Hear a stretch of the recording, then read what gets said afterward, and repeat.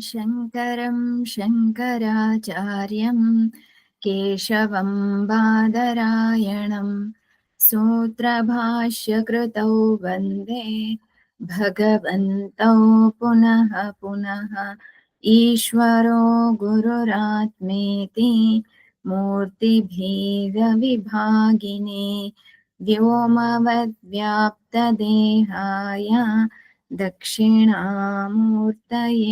నమః. శ్రీమద్ భగవద్గీత 2వ అధ్యాయం 42వ శ్లోకం. పూర్వ శ్లోకంలో చూసాము భగవంతుడు వ్యవసాయాత్మిక బుద్ధి అనగా నిశ్చయాత్మిక బుద్ధి ఎవరి యందైతే కలుగుతుందో వారు మాత్రమే ఈ ఆత్మతత్వాన్ని తెలుసుకోగలుగుతారు అని. నిశ్చయాత్మిక బుద్ధి అనగా నేను బ్రహ్మ అనేటటువంటి నిశ్చయ జ్ఞానం కలిగినటువంటి వారు మాత్రమే మోక్షాన్ని పొందుతారు అని.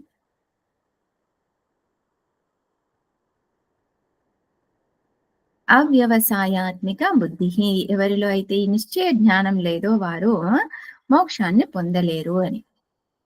ఇప్పుడు సందేహం ఏంటి? అర్జునుడి యొక్క సందేహం అనగా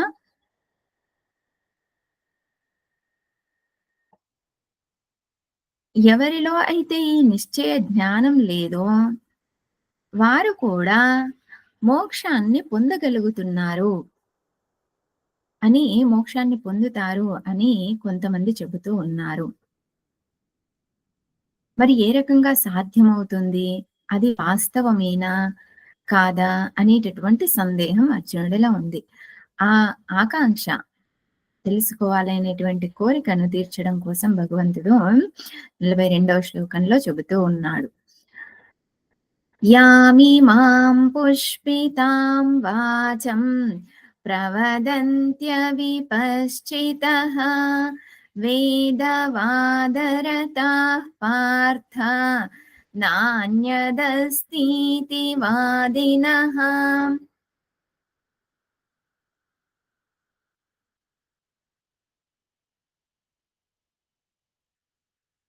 అవిపశ్చితః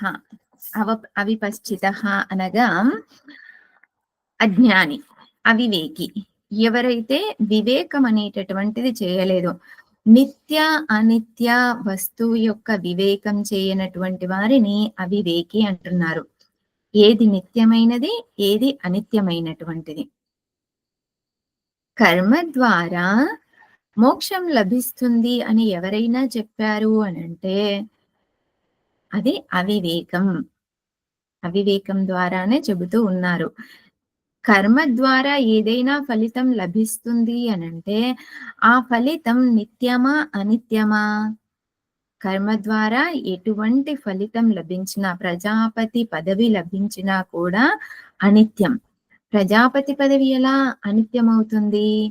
ప్రజాపతి బ్రహ్మ పదవి ఎలా అనిత్యం అవుతుంది అంటే, యుగాంతంలో ప్రజాపతి కూడాను లయమైపోతాడు. అప్పుడు మళ్ళీ ఇంకో యుగం ప్రారంభమైనప్పుడు ఇంకొక ప్రజాపతి వస్తాడు. సృష్టి అనేటటువంటిది మరో ప్రజాపతి ద్వారా జరుగుతుంది. కాబట్టి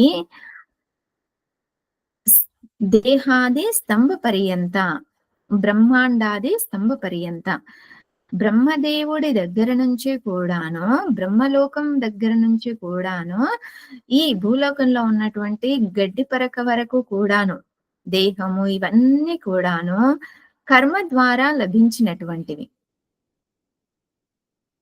ఇవన్నీ కూడాను గడ్డి పరక దగ్గర నుంచి లేదా దేహం దగ్గర నుంచి బ్రహ్మదేవుడి పదవి లేదా బ్రహ్మలోక ప్రాప్తి, ఇవన్నీ కూడాను అనిత్యమైనటువంటివి. వీటిని పొందడం వలన మోక్షం లభిస్తుంది అని అనటం అవివేకం. ఎవరు చెప్తారు ఈ మాటలన్నీ కూడాను అనంటే అవివేకులు చెబుతారు. ప్రవదంతి అవిపశ్చితః, వివేకులు చెబుతూ ఉన్నారు. ఏమని? యామిమాం పుష్పితాం వాచం. పుష్పితాం వాచం అంటే పూల లాంటి మాటలు చెబుతూ ఉన్నారు.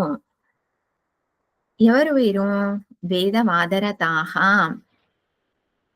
వేదాల యొక్క అర్థాన్ని సరైన విధంగా అర్థం చేసుకోనటువంటి వారు. వేదాలు అనంటే కేవలం కర్మ చేయాలి అని చెప్పేటటువంటివి మాత్రమే వేదాలు అని అందులోనే ఆనందించేటటువంటి వారిని వేదవాదరతాః అన్నారు. అంటే వేదాల యొక్క తాత్పర్య నిర్ణయం ఏ రకంగా చేయాలో తెలియక కేవలం కర్మ ఉపాసనలోనే వాళ్ళు ఆనందాన్ని పొందుతూ ఇదే నిర్ణయం, వేదాల యొక్క నిర్ణయం, ఇదే వేదాల యొక్క తాత్పర్యం అని భావించేటటువంటి వారు వేదవాదరతాః. హే పార్థ, వీరేం చెబుతున్నారు అనంటే కర్మ, ఉపాసన ఈ రెండింటి ద్వారా లభించేటటువంటిదే మోక్షము. వీటికంటే అన్యత్ న అస్తి.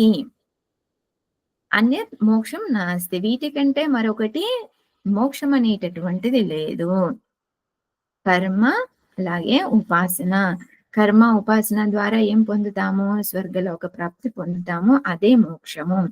దానికంటే వేరొకటి లేదు. వేరే ఫలితం అనేటటువంటిదే లేదు అని చెప్పేటటువంటి వారు అవివేకులు అని భగవంతుడు చెబుతూ ఉన్నాడు. తరువాతి 2 శ్లోకాల్లో కూడా ఇదే విషయాన్ని వివరిస్తూ ఉన్నాడు ఇంకా స్పష్టంగా. ఓం పూర్ణమదః పూర్ణమిదం పూర్ణాత్ పూర్ణముదచ్యతే పూర్ణస్య పూర్ణమాదాయ పూర్ణమేవావశిష్యతే. ఓం శాంతిః శాంతిః శాంతిః. హరి ఓం శ్రీ గురుభ్యో నమః. హరి ఓం.